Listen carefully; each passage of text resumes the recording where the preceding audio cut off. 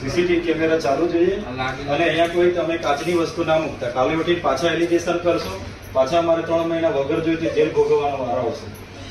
કેમ કે આયોજન છે, અમે તો બધા કહેવાના કે અમારા લોકોના કામ લો. એટલે એવી સામાન્ય બાબતોમાં પછી ખોટી ફરિયાદ છે ને અમારે વેઠવાનો આવે એટલા માટે. બરાબર, એટલે મહેરબાની કરીને કોઈ પાણીના બોટલ પણ ના રાખતા, ગ્લાસ પણ ના રાખતા અને સીસીટીવી કેમેરા ચાલુ રાખો. નહીં તો સીસીટીવી કેમેરા અહીંયા ના હોય તો મીડિયા મિત્રોને આપણે અહીંયા તમામ લાઈવ ઉતારવાનું પરવાનગી આપણે અપાવી દઈએ. એક માણસ તો ઉતારવા વાળો જોઈશે. કામ તો હું તો હમણાં કાલે જ જેલમાંથી આવ્યો છું, પાછા 3 મહિને 4 મહિને મોકલી આપે તો મારે શું કરવાનું? લોકોના કામ પછી કોણ કરશે? એટલે બધાને આપણા પ્રાયોજના મેડમને કહો લાઈવ સીસીટીવી કેમેરા જોઈએ. અહીંયા પાણીની બોટલ, ગ્લાસ બાસ કઈ ના જોઈએ. આ તો પછી પ્રી પ્લાનિંગ થી કાલે ઉઠીને પાછા કોઈ મારી હાથે વગર જોઈતી હોધી પાછા મને મોકલી આપે.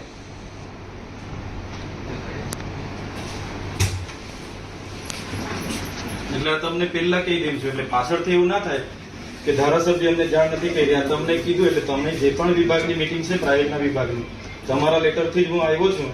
એટલે પાછું કાલે ઉઠીને એવું ના થાય કે આ ઘટના ઘટી એવું. એટલે આ તમને પહેલા જ હું ચોખવટ કરી દઉં છું. તો પ્રથમ તો આ મિટિંગમાં આવીને હું કલેક્ટર સાહેબને મળ્યો અને એમને કીધું કે જ્યાં પણ મિટિંગ થાય ત્યાં સીસીટીવી કેમેરા ચાલુ હોવા જોઈએ, અને એક વ્યક્તિ લાઈવ રેકોર્ડિંગ કરનારો હોવો જોઈએ. બીજું કે અંદર કોઈ પણ કાચની વસ્તુ હોવી જોઈએ નહીં. કેમ કે આજે 13 કરોડ જેટલા FRAનું આયોજન હતું, 60 કરોડ ગુજરાત પેટર્નના યોજનાનું આયોજન હતું, જેને લઈને અમે બેઠા હતા. પણ આયોજનમાં કલેક્ટર સાહેબ અધ્યક્ષ હતા, એમને મેં રજૂઆત કરી છે. આયોજનમાં દર વર્ષની જેમ આ વર્ષે પણ બહારની એજન્સીઓ, કોન્ટ્રાક્ટરોના બિનજરૂરી કામો મંજૂર કરી દેવામાં આવ્યા છે. અમારા જેવા ચૂંટાયેલા પ્રતિનિધિઓના કામો મંજૂર કરવામાં આવ્યા નથી, જેને લઈને અમે આજે કલેક્ટર સાહેબને 6 વાગ્યા સુધીમાં માહિતી આપવાનું સાહેબને કીધું છે. એટલે સાહેબે અમને કીધું કે 6 વાગ્યા સુધીમાં માહિતી આપવાના છે.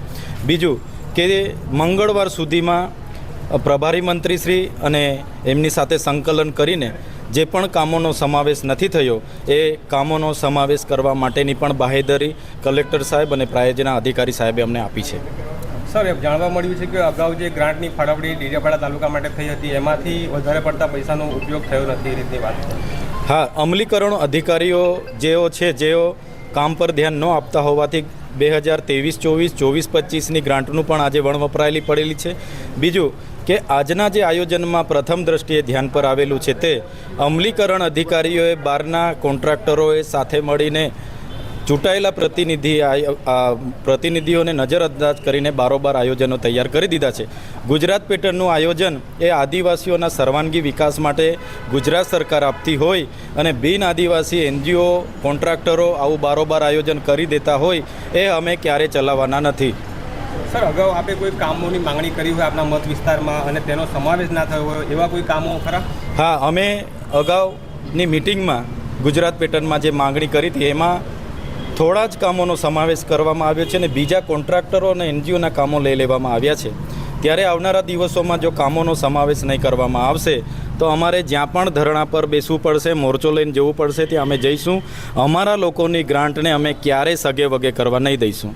સર, આપે જે માંગણી કરી કે સીસીટીવી રેકોર્ડિંગ પણ જોઈએ અને જે કાચની વસ્તુ ન હોવી જોઈએ એ પ્રકારની જે તમે વાત મિટિંગ અગાઉ કરી હતી ત્યારે એના વિશે શું આશ્વાસન મળ્યું છે, શું કાર્યવાહી? અગાઉ અમે આ જ પ્રકારની એક આયોજનની મિટિંગમાં લેટર મળીએથી બેઠા હતા અને ગયા હતા. અને એ આયોજન દરમિયાન જે ઘટના ઘટી હતી અને અમે 80 દિવસ જેલવાસો ભોગવ્યો છે ત્યારે આવી જ રીતના મિટિંગો હોય, દરેક સભ્ય, દરેક પદાધિકારી પોતપોતાના કામોનો સમાવેશ બાબતે બોલાચાલી કે ઉગ્રતા વધતી હોય છે ત્યારે જ્યાં પણ આ પ્રકારની મિટિંગ હોય ત્યાં સીસીટીવી કેમેરા ચાલુ હાલતમાં વિડીયો રેકોર્ડિંગ કરનાર માહિતી નિયામકના એક અધિકારી અને તમામ મીડિયાવાળાઓ ત્યાં હાજર રહે એ પ્રકારની મેં કલેક્ટર સાહેબને માંગ કરી હતી.